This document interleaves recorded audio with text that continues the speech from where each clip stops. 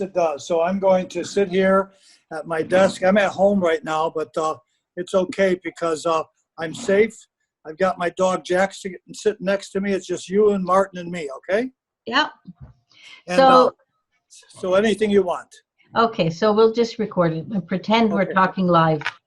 Okay, let's talk. Okay. So I'm just going to say hello to my guest is Larry Garrett, and I'm here to tell you a little bit about the show we created on Hypnosis Everywhere last Wednesday. And it's now on podcast everywhere, on iTunes, Spotify, etc. So it was a great show. I have to tell you, I just adore this man, and I'm serious about that because I think he's a very loving human being. And that, I think, is the most important part of him. So, Larry, can we give him a little bit of tidbit of what we talked about? And it's just a little bit of what you gave. Sure. I think that was an excellent radio program, Inez. I'm impressed with you that you have this program for others to listen to. And of course, it seems like it's orientated more toward people who know nothing of hypnosis, which then gives them a nice insight. I enjoyed that hour with you. It went by quick as well, didn't it? It always goes very quick. Yeah, it went quick. But I think it was excellent that we were able to share with so many people what's available in hypnosis other than hypnotists who seem to know what's available. But, yeah, that's right. Yeah. I think hypnosis is the future profession of our country because it's healing, it's motivating, it's inspiring, and I think you addressed all those issues on your radio program. Yeah. And I think what was great was because you told some stories. We might not going to tell them here because we want them to go listen to the podcast.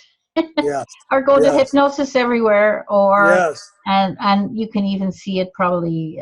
We have it posted somewhere. It will be posted that you can see it on YouTube. But all of this was such a great show to get together because it was really a slightly different show than most of they're always different. But sometimes it's me and Martin spouting off, and sometimes it's a great guest. And I have to say, you were a great guest. Thank you. The stories you told us, and you had 50 years in this business. 50, and I mean, it's hard for me to believe because I didn't even think I was that old. I was telling a friend the other day, I says, I think the reason I feel young is because I always think to myself, I could do everything I did 30 years ago, and maybe I can't, but if I don't try it, I won't know that I can't. Yeah, you only know when you do it, right?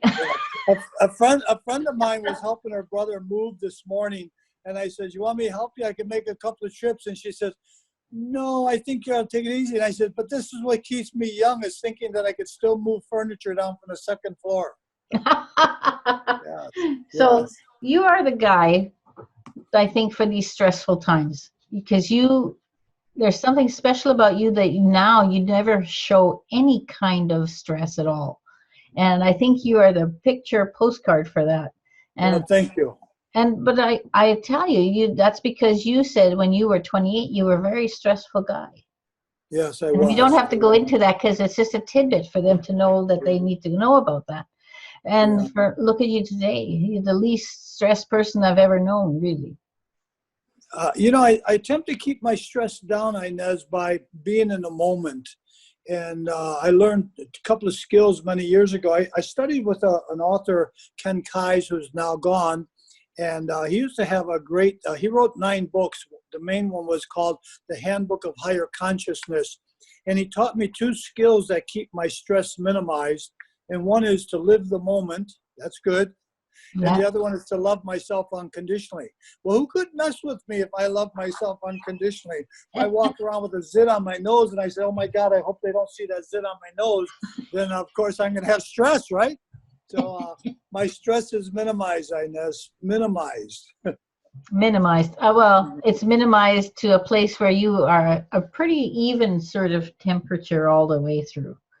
Yeah, they're making a movie of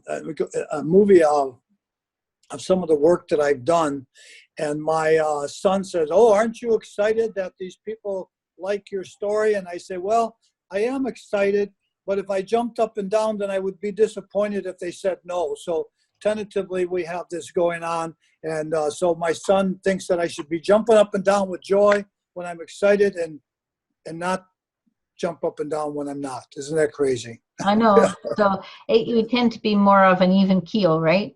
Yes, right. That's right. I do get excited. I mean, you can tell by I'm talking to you, I'm excited. Yeah. But the excitement I have doesn't reach that high plateau to the sky, so that if I crash, I come down all the way down to the ground and below. So I kind of I'm like this all the time, Inez. I'm just kind of fluctuating in life, and today it's good, and tomorrow it's not. But I often like to say I have bad moments. We all have bad moments, but I used to have bad days. I remember bad weeks and bad months. But now I just have a bad moment because staying in the moment, we have our challenges. I have my challenges like everybody else. And during this special time of everybody having some sadness, I say, well, there is some joy. We have less pollution, don't we? Yeah. Look on find some little jewels in that. Yeah. And so Sally sent me a text yesterday. She likes to add a little extra on her mortgage payment every week, every month. So she sent me a note. She said, with all that's going on in the world, should I still put extra in my mortgage payment, or should I keep it on the side? And I said, well, if you watch the news every day, don't put any extra in your mortgage payment. If you don't watch the news, put some extra in your mortgage payment. Isn't that the truth?